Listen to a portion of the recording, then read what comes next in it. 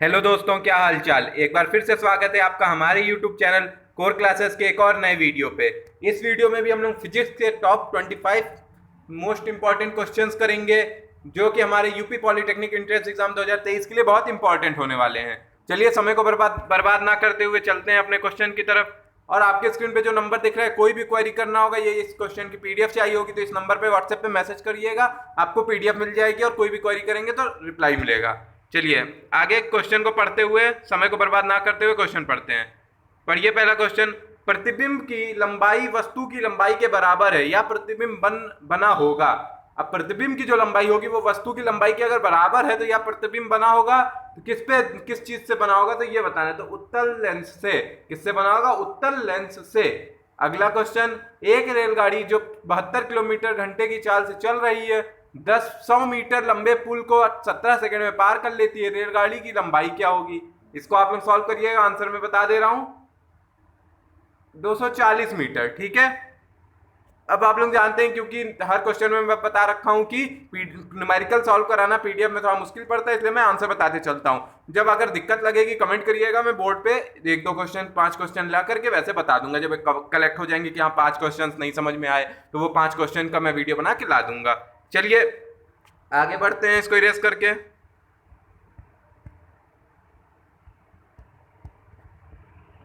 पढ़िए third number question. विद्युत bulb के तंतु का ताप अधिकतम तब होगा जब उसका रंग है। अब विद्युत बल्ब का जो तंतु जो होता है, वो तार जो होता है, वो अधिकतम कब ताप होगा? जब उसका रंग किस रंग का हो जाए? सफेद। क्या हो जाएगा? डी वाला, तीसरे का डी वाला, सफेद। इसको इरेज करते हैं, आगे बढ़ते हैं। यदि कांच का अपवर्तनांक 3/2 तथा पानी का अपवर्तनांक 4/3 है, तो पानी का अपवर्तनांक कांच के सापेक्ष होगा। लगाइएगा, ये तो इजी क्वेश्चन में लगा लेंगे, आंसर में बता दूं 8/9। ठीक है। चलिए इसको इरेज करते हैं, आगे बढ़ते हैं। इरेज क्या करना, अभी अगला कर लें पहले। Fifth number question. निम्नलिखित चित्र में प्रकाश अवयव P है।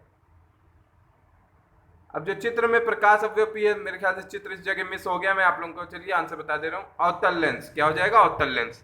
आगे बढ़ते हैं इसको इरेज करके। चलिए अगला क्वेश्चन पढ़िए।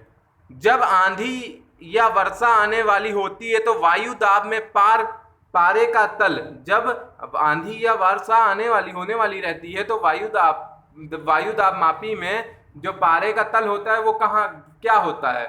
तो शीघ्र गिर जाता है। क्या होता है? शीघ्र से गिर जाता है। डी वाला क्या हो जाएगा? शीघ्र से गिर जाता है। चलिए इसको इरेज करते हैं, आगे बढ़ते हैं। स्वच्छ जल का सबसे अधिक घनत्व होता है। स्वच्छ जल का सबसे अधिक घनत्व क्या होता है? 4 डिग्री सेल्सियस। क्या होता है? 4 डिग्री सेल्सियस। ठीक है। 8 नंबर क्वेश्चन देखिए। सरल लोलक का आवर्तकाल दुगना हो जाए यदि लंबाई 4 गुनी कर दी जाए। दुगना कब हो जाएगा? जब लंबाई 4 गुनी कर दी जाएगी। क्या हो जाएगा? 8 का सी। आगे बढ़ते हैं इसको इरेज करके। चलिए 9th नंबर क्वेश्चन। बल एवं द्रव्यमान के संगत घूर्णन गति में राशियां होती हैं क्रमशः। क्या हो जाएगा? बल आघूर्ण और जड़त्व आघूर्ण क्रमशः होती हैं। ठीक है। 9th का बी वाला। आगे बढ़ते हैं इसको इरेज करके।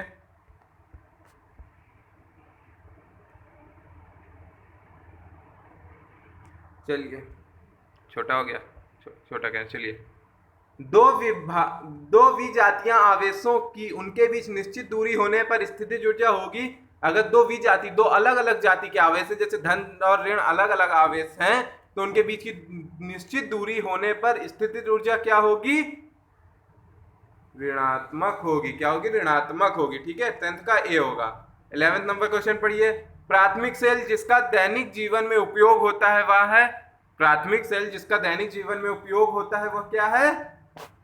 11th का शुष्क सेल बी। जो हम लोग नॉर्मली घड़ी वगैरह में सेल यूज करते हैं वो कौन सा सेल होता है? शुष्क सेल होता है। आगे बढ़ते हैं इसको इरेज करके। एक अश्व शक्ति का मान होता है। अब ये मान लीजिए, ये 11th क्लास के क्वेश्चन में ये क्वेश्चन अक्सर हाफ ईयरली में बच्चों के फंस जाता है। इसको मैं आंसर बता देता हूं 746 वाट। एक अश्व शक्ति का मान 746 वाट होता है। ठीक है। इसको इरेज करते हैं, आगे बढ़ते हैं। पढ़िए। आदर्श अमीटर का प्रतिरोध होगा, जो आदर्श अमीटर होता है उसका प्रतिरोध क्या होता होगा? शून्य। आदर्श अमीटर का प्रतिरोध शून्य होगा, ठीक है। 14 नंबर क्वेश्चन देखते हैं। घड़ी की कुंडलित कमानी में कौन सी ऊर्जा होती है? घड़ी की जो कुंडलित कमानी होती है उसमें कौन सी ऊर्जा होती है? स्थितिज ऊर्जा, बी वाला, ठीक है, स्थितिज ऊर्जा। 14 हो गया। चलिए 15 नंबर क्वेश्चन देखते हैं, इसको इरेज करके। एक बल्ब पर 60 वाट तथा 100 वाट लिखा है, जलते समय उसमें धारा प्रवाहित होगी। अगर किसी बल्ब पे 60 वाट या फिर 100 वाट लिखा है तो जलते समय उसमें धारा कितनी प्रवाहित होगी? बता रहा है कोई? 0.6 एम्पियर।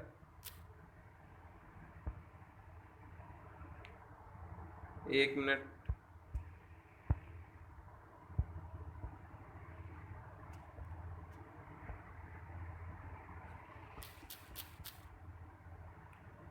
क्या होगा? 0.6 एम्पियर। कोई दिक्कत नहीं होनी चाहिए। आगे बढ़ते हैं इसको इरेज करके। 16 नंबर क्वेश्चन।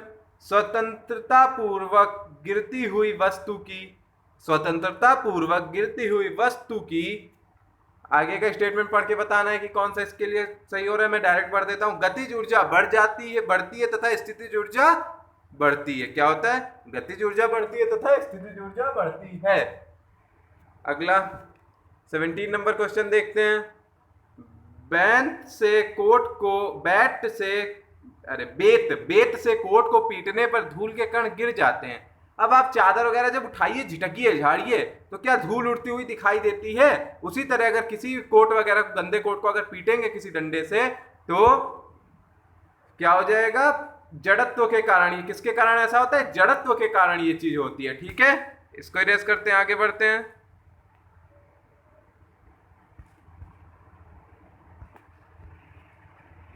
अब एसआई पद्धति में ताप का मात्रक है। अब एसआई पद्धति में ताप का मात्रक क्या होता है? ये तो सबको पता होगा, डिग्री सेल्सियस, ठीक है।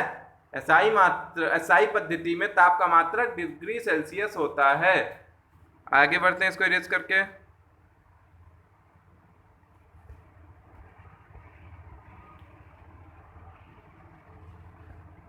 अब नति कोण कहां पर शून्य होता है? 19 नंबर क्वेश्चन। नति कोण कहां पर शून्य होता है? चुंबकीय भूमध्य रेखा पर। कहां पे? चुंबकीय भूमध्य रेखा पर। 20 नंबर क्वेश्चन। निम्न में सदिश राशि है। सदिश कौन सी है? वेग एक सदिश राशि है, ठीक है, वेग एक सदिश राशि है। इसको इरेज करते हैं, अगला करते हैं। टेलीफोन में काम आने वाला चुंबक बना होता है। टेलीफोन में जो चुंबक काम आता है वो किस चीज का बना होता है? नर्म लोहे का। किसका? नर्म लोहे का।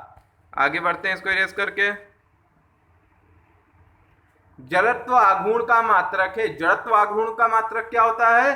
किलोग्राम मीटर पर सेकंड। किलोग्राम मीटर पर सेकंड, ठीक है, 22 का सी वाला। अब 23 नंबर क्वेश्चन देखते हैं।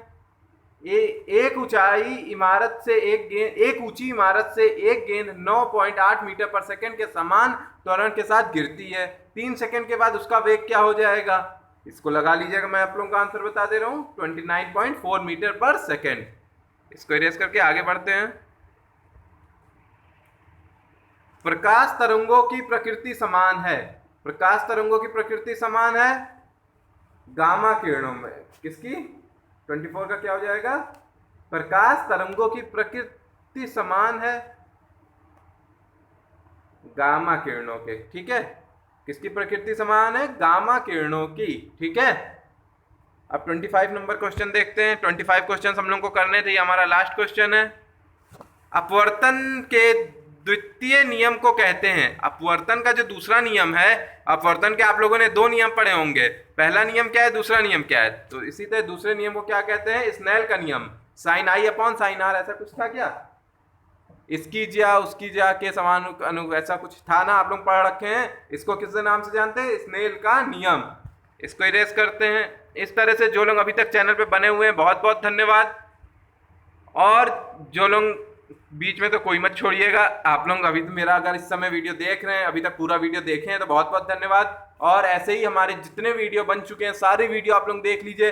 आपका मान के चलिए फिजिक्स के 25 में 25 क्वेश्चन उसमें से फंस जाएंगे, क्योंकि इतने क्वेश्चन कर दिए, आने तो उसी में से हैं, बस तरीका बदल सकते हैं, उसको समझ के पढ़ना है। ठीक है, इस तरह से जो लोग भी चैनल पे नए आए हैं वो लोग चैनल को सब्सक्राइब करिएगा, वीडियो पसंद आए लाइक करिएगा और कुछ ना कुछ कमेंट करके जाइएगा। ठीक है, ये सबके लिए कुछ ना कुछ कमेंट करके जाइएगा।